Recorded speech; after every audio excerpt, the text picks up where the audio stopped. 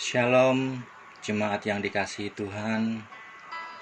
Puji syukur kehadirat Tuhan.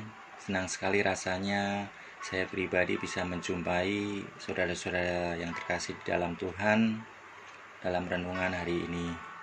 Kita masih dalam kondisi yang tidak baik ya.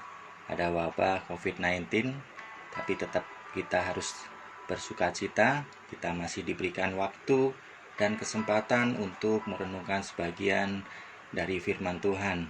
Terima kasih juga untuk Bapak Gembala yang sudah memberikan kepercayaan pada saya. Kita akan berdoa terlebih dahulu sebelum mendengarkan firman Tuhan ini. Mari kita berdoa.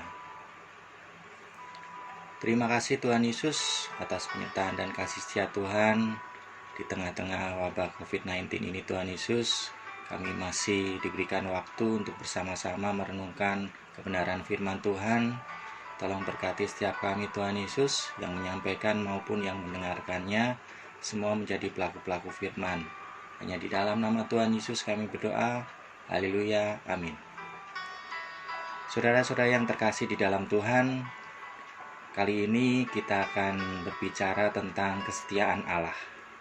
Memang suatu tema yang tidak asing di telinga kita, namun ada baiknya di tengah-tengah situasi yang tidak baik ini, di tengah-tengah wabah COVID-19 ini, kita kembali merenungkan kebenaran firman Tuhan, merenungkan kesetiaan Allah.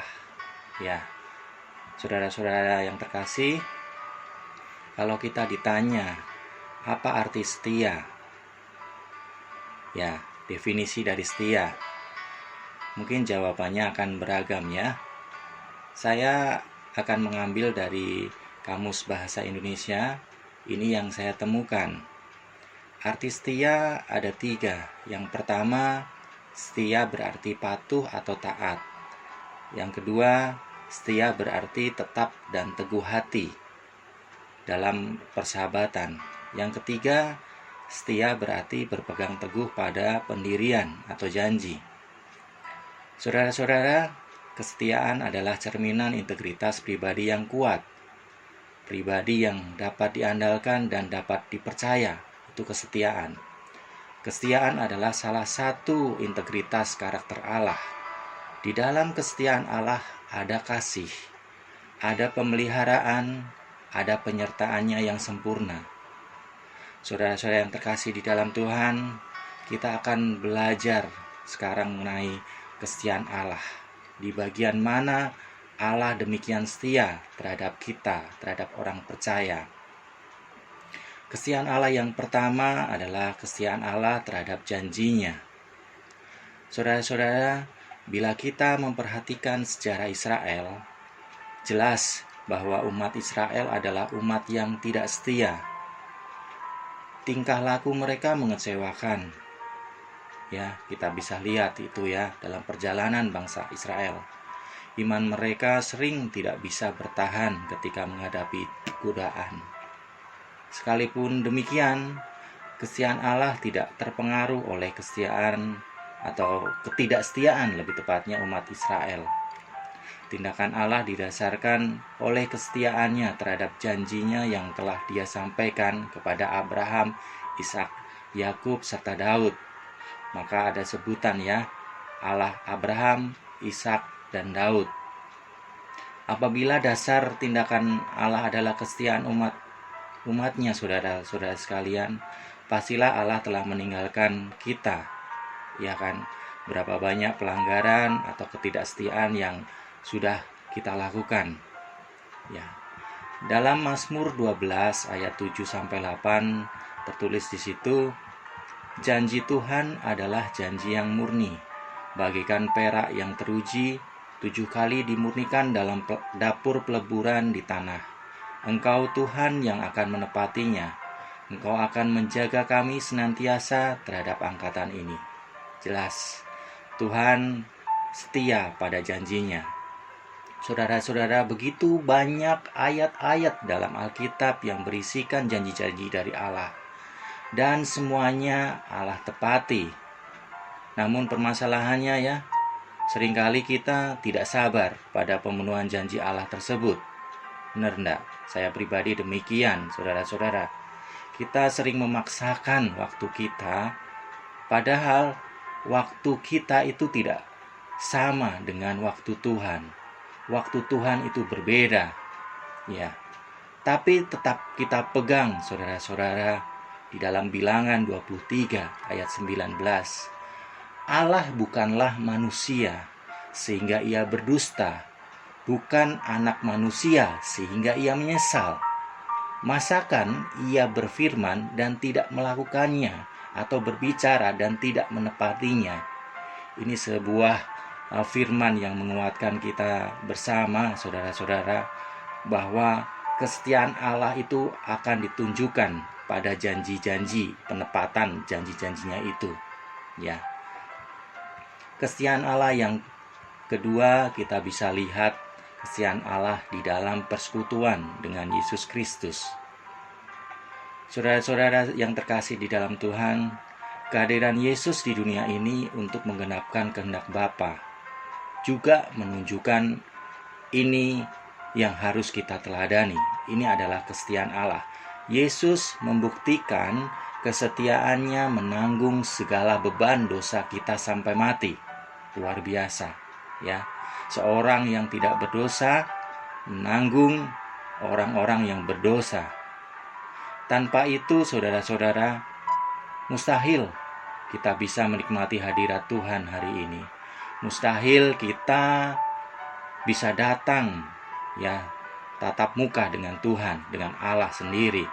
Mustahil juga kita mendapatkan janji keselamatan setelah begitu banyak dosa yang kita lakukan. Selain itu, saudara-saudara yang terkasih, dalam 1 Korintus 1 ayat 9, ya, Allah yang memanggil kamu kepada persekutuan dengan anaknya Yesus Kristus Tuhan kita adalah setia. Di sini Allah yang memanggil kita masuk dalam persekutuan, sebagaimana ketika Allah berinisiatif membuat perjanjiannya dengan Abraham. Ya, lihat kan saudara-saudara sekalian, dari semula itu hanyalah inisiatif dari Allah. Ya, saat Allah membuat perjanjian dengan Abraham, ya, sebenarnya perjanjian ini tidak sepadan. Abraham melambangkan kita itu adalah manusia biasa, ya, ciptaan.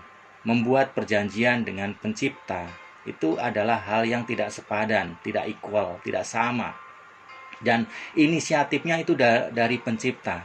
Luar biasa sekali, ya saudara-saudara, ya.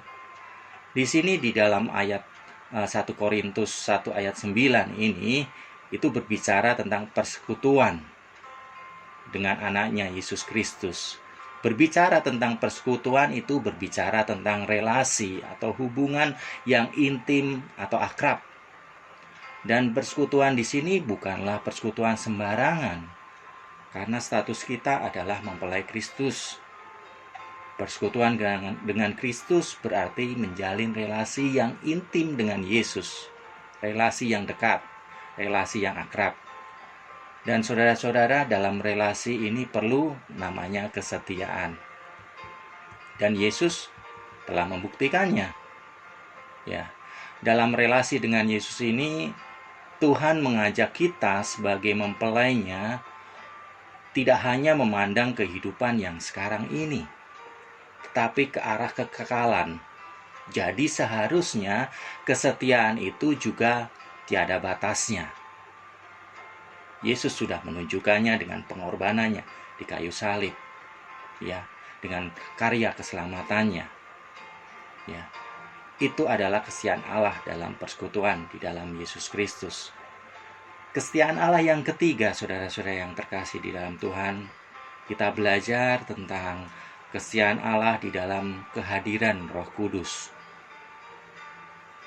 Pernyataan tentang Allah yang setia mengingatkan kita tentang kehadiran Allah melalui Roh Kudus-Nya.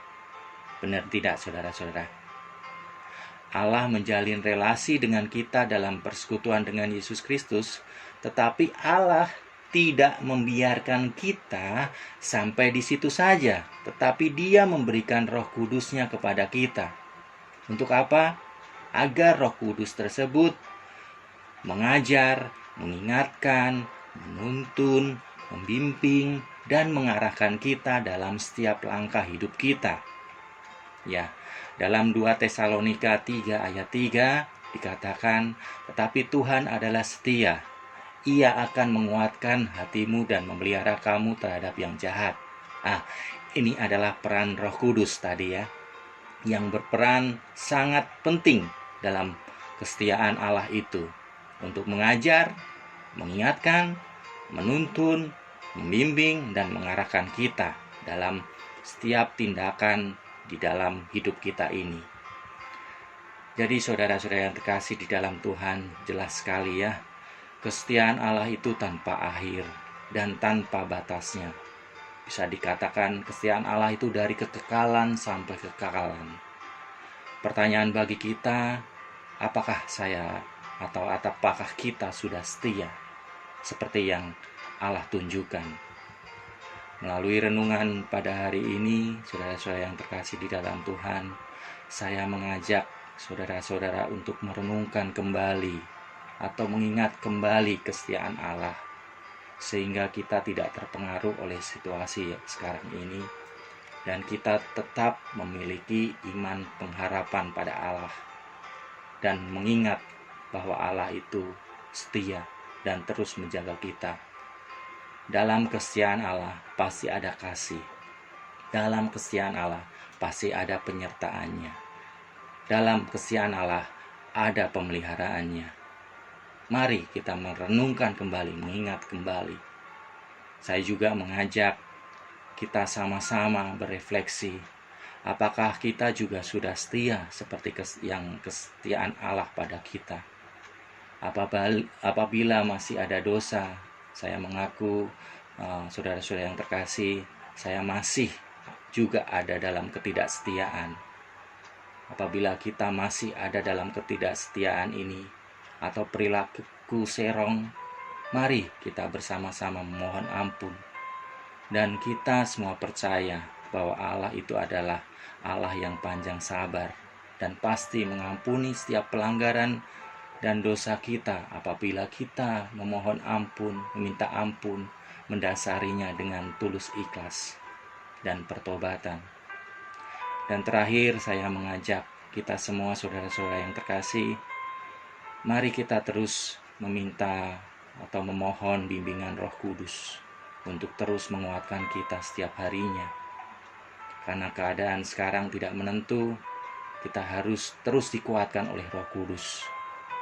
Kita harus diisi setiap harinya, ya, melalui kebenaran firman Tuhan, melalui doa-doa yang kita lakukan, permohonan yang kita panjatkan ke hadirat Tuhan, saat teduh yang kita lakukan.